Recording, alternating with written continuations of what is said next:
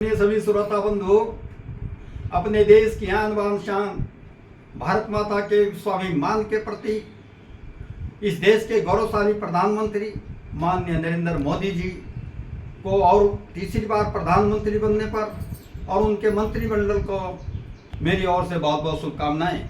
अभी भी लोकसभा के चुनाव हुए हैं, जिसमें हम उत्तर प्रदेश के अंदर कुछ सीटें कमी मिलने के कारण अपने जनपद सहारनपुर को मिलाकर पश्चिम उत्तर प्रदेश के अंदर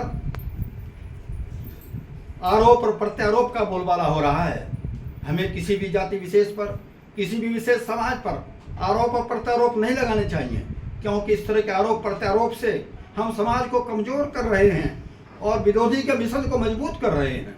क्योंकि ये चुनाव हमारे लिए एक परीक्षा थी। इस देश और विदेश के सारे राष्ट्र विरोधी ताकतें विरोधियों के साथ मिलकर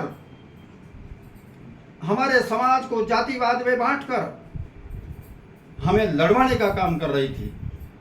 इसलिए उनसे हमें सावधान होना है और इस चुनाव को चुनौती समझकर हमें भविष्य के इतिहास को समझना है और आरोप प्रत्यारोप को छोड़कर हमारे अंदर ऐसी क्या कमी रही जिससे हम समाज को एकजुट नहीं कर पाए।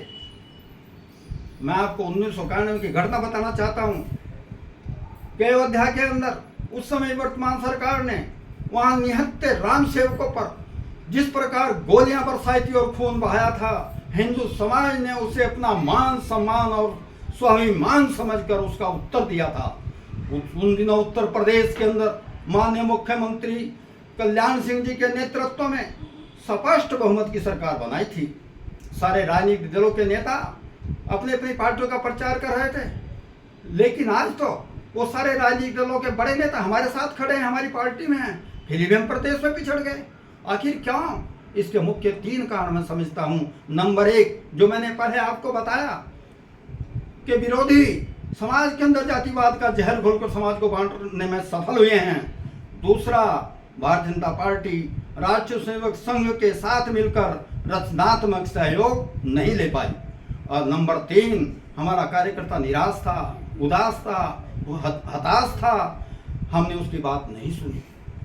कार्यकर्ता के साथ संवाद किया जाना चाहिए था, उसकी बात, उसका समस्या का समाधान होना चाहिए था। कार्यकर्ता हताश होने के कारण वो मतदाताओं को बूथ तक नहीं ला पाया और हमारा मत प्रतिशत घट गया। इसलिए हम चुनाव हार गए, चुनाव में पीछे रह गए।